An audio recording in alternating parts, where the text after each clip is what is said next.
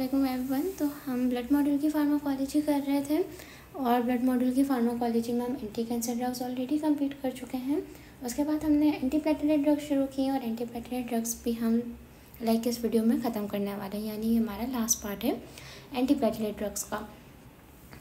इस जो anti platelet drugs की जो वीडियोस हैं उसका जो पहला पार्ट था वो सबसे ज़्यादा इम्पॉर्टेंट है, क्योंकि उसमें आपको मैंने सारी ड्रग्स के मैकेनिज्म ऑफ एक्शन बता दिए हैं, क्लासिफिकेशन बता दिए, जो भी मेन और बेसिक कॉन्सेप्ट्स थे वो मैंने आपको बता दिए हैं। तो फर्स्ट पार्ट को देखना इज़ वेरी इंपॉर्टेंट और फर्स्ट पार्ट को देख के ही आप बाकी पार्ट्स देखें, तभी आपके कॉन्सेप्ट्स और ज़्यादा क्लियर हो सकेंगे। इस वीडियो में हम phosphodiesterase enzyme and adenosine uptake inhibitor करेंगे। देखिए आपके पास दो ऐसी चीज़ें हैं, एक है एडिनोसिन और दूसरा है हमारे पास साइक्लिक एएमपी। अगर ये दोनों चीज़ें ज़्यादा होंगी ना तो प्लेटलेट की एक्टिविटी कम हो जाएगी, ये चीज़ याद रखनी है। तो अगर हम एडिनोसिन के अपटेक को इनहिबिट कर दें या हम फॉस्फोडाइएस्टरेज एंजाइम को इनहिबिट कर दें तो हमारा प्लेटलेट की एक्टिविटी भी कम हो जाएगी।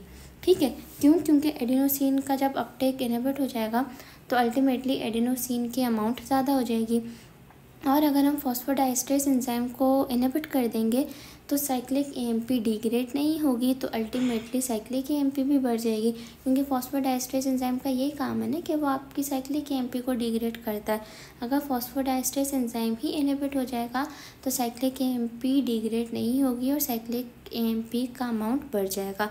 साथ ही साथ अगर हम एडिनोसिन के अपटेक को इनहिबिट कर देंगे तो एडिनोसिन का अमाउंट बढ़ जाएगा, और जब भी साइक्लिक एएमपी एडिनोसिन का अमाउंट बढ़ेगा प्लेटलेट की एक्टिविटी कम होगी। प्लेटलेट की एक्टिविटी कम हो जाएगी तो प्लेटलेट प्लग नहीं बनेगा, और हमारा बुनियादी मकसद ये है कि प्लेटलेट प्लग ना बने। इस ग्रुप में दो ड्रग्स हैं, डायपेरिडामोल और किलोटोजोल। यूजेस क्या है इनके? यूजेस यही है कि आपके इस्कीमिक स्ट्रोक को इनहिबिट करेगी, यानी प्रिवेंट कर देगी, थ्रोम्बोसिस को नहीं बनने देगी, और किलोटोजोल आपकी इंटरमिटेंट क्लॉडिकेशन को प्रिवेंट करती है।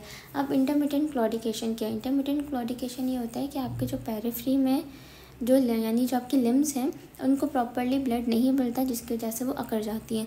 तो अगर आप किलोटोजोल दे दोगे तो वो जो वेजल्स हैं जो रुक गई हैं, जो ब्लॉक हो गई हैं क्लॉट की वजह से, तो वो वेजल्स अब खुल जाएंगी, और जब वो वेजल्स खुल जाएगी तो आपके लिम्स को प्रॉपरली ब्लड मिल जाएगा, और जब लिम्स को प्रॉपरली ब्लड मिल जाएगा तो इंटरमिटेंट क्लॉडिकेशन भी सही हो जाएगी। अगर टॉक्सिक इफेक्ट्स की बात करें तो ऐसा जितनी टॉक्सिक नहीं है, हेडेक और पल्पिटेशन कराती है, बट किलोटोजोल कभी भी आप क्रोनिक हार्ट फेलियर में नहीं देते। यहाँ पे हमारी एंटी प्लेटलेट ड्रग्स कंप्लीट होती हैं। आई होप आपको चीज़ें क्लियर होंगी। अगर आपको कुछ भी समझना है तो आप पूछ सकते हैं, और ये चीज़ें बहुत आसान है, पेपर में पूछी भी जाती हैं। तो आई होप आप इसको अच्छे से पढ़ेंगे, और आई होप मैंने भी आपको अच्छे से पढ़ाया।